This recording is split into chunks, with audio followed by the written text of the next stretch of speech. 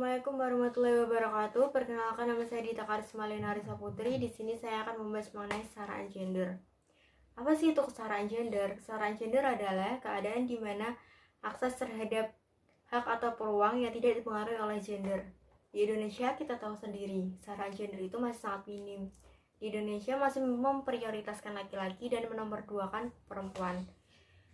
Kesetaraan gender di Indonesia untuk pertama kali dipelopori oleh Raden Ajeng Ayu Kartini pada tahun 1980.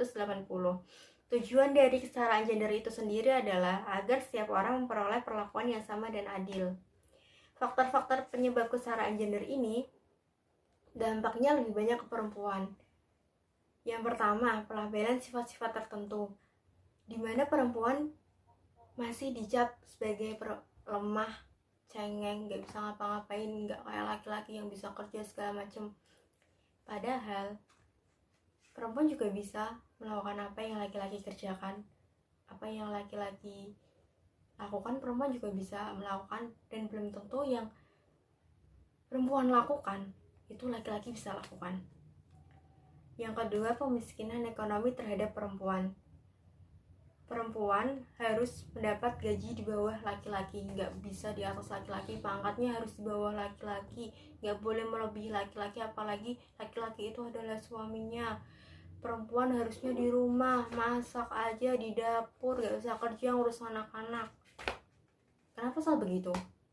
Jika laki-laki bisa bekerja, jika laki-laki boleh melakukan apapun, kenapa perempuan tidak boleh? Mereka sama, mereka juga makan nasi, mereka juga minum air, mereka juga menempuh pendidikan yang sama. Lalu kenapa untuk pekerjaan tidak boleh? Kenapa perempuan harus di rumah, sedangkan perempuan juga bisa bekerja? Untuk yang ketiga, menomorduakan perempuan, di mana perempuan masih di nomor sekian kan. Apa-apa laki-laki dulu. Sebagai contoh, jika kita punya kakak laki-laki ataupun saudara adik laki-laki yang mau kuliah ataupun apa, kita selalu, yang perempuan selalu disuruh ngalah. Adikmu dulu ya yang cowok, kakakmu dulu yang cowok, dia kan cowok, harus sekolah yang tinggi biar bisa ngangkat martabat. Lah, emang perempuan gak bisa ngangkat martabat? Kan juga bisa. Apa yang dipelajari laki-laki di sebuah universitas atau mungkin di sebuah sekolah juga sama kan yang dipelajari perempuan. Lalu apa bedanya? Kenapa harus mengalah? Kenapa nggak urut aja? Kalau memang yang kakaknya perempuan, kakaknya dulu, nanti yang cowok. Kenapa yang anak laki-laki menerima pendidikan tinggi, yang perempuan nggak bisa? Kan harusnya sama. Untuk yang keempat, faktornya adalah tindak kekerasan, dimana kita tahu sendiri tindak kekerasan terhadap wanita itu makin marak, dari pelecehan, kekerasan dalam rumah tangga, pemerkosaan. Yang disalahkan siapa? Korbannya. Cewek yang, kamu sih pakai pakaian yang terbuka, kamu sih nggak nurut sama suami, kamu sih pulang malam. Emang kita nggak boleh pakai pakaian sesuai apa yang kita suka? Apa yang buat kita percaya diri nggak boleh kita pakai? Itu kan tubuh kita, itu hak-hak kita. Kenapa nggak boleh? Terus untuk yang pulang malam, siapa tahu dia pulang malam untuk kerja atau untuk kerja kelompok, kita juga nggak ada yang tahu kan. Kenapa harus dilarang? Sedangkan untuk laki-laki sendiri boleh pulang malam, berpakaian apa saja, melakukan apa saja ke istrinya. Kenapa perempuan nggak boleh? Perempuan kan juga punya hak yang sama. Apa yang membedakan sih antara laki-laki sama perempuan?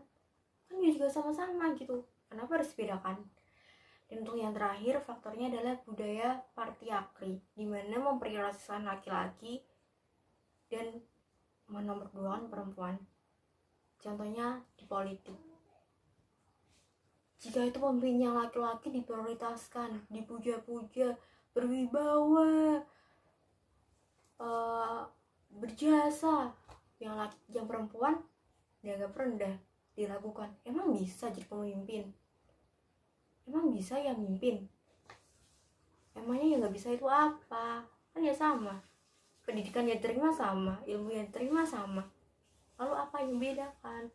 Bukan berarti dia perempuan dia nggak bisa memimpin sebuah organisasi ataupun sebuah badan politik, juga bisa kok perempuan. Yang membedakan apa? Semua itu sebenarnya sama, cuman pola berpikir masyarakat aja yang memang perlu dirubah. Dan kesetaraan gender ini emang sangat dibutuhkan, karena dari dampaknya sendiri pun bisa kita lihat. Dampak positifnya itu ekonomi keluarga berjalan dengan baik. Coba dipikirin kalau misal suami istri sama-sama kerja, suami kerja, istri bantu juga kerja, itu kan memperbaiki ekonomi. Bisa jadi ekonomi yang tadinya mungkin kurang atau pas-pasan jadi berkecukupan, yang tadinya belum bisa beli itu bisa beli, yang tadinya mau kemana bisa, karena kerjasama dari suami istri itu. Makanya itu kalau seorang perempuan kerja ataupun melakukan hal yang sama seperti laki-laki, ya harus didukung. Itu juga dampaknya baik. Untuk yang kedua, perempuan bisa saling sharing ilmu. Kalau perempuan disuruh di dapur, di rumah, nggak boleh kemana-mana, ngerawat suami aja, rawat anak, ilmu yang dia dapat selama dia sekolah, bahkan sampai dia di perguruan tinggi, buat apa kalau tidak di-sharingkan? Saling sharing ilmu, kita bisa membuat orang yang tadinya nggak tahu jadi tahu, dan perempuan itu juga pasti mendapat sebuah ilmu baru. Kan baik. Jadi sama-sama hubungan mutualisme. Untuk yang ketiga, membuat percaya diri dan bisa lebih merawat penampilan. Kalau perempuan dibiasakan untuk tampil di publik, perempuan dibiasakan untuk diperlakukan yang sama dan adil seperti laki-laki, tingkat kepercayaan diri mereka pasti tinggi.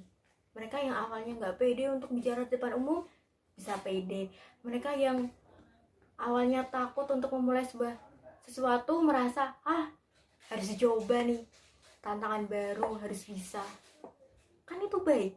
Jadi kerjasama yang bisa dilakukan laki-laki, perempuan bisa gitu. Jadi di sini kesetaraan gender itu memang sangat perlu ditingkatkan, apalagi di Indonesia yang kita tahu sendiri kesetaraan gender itu masih minim.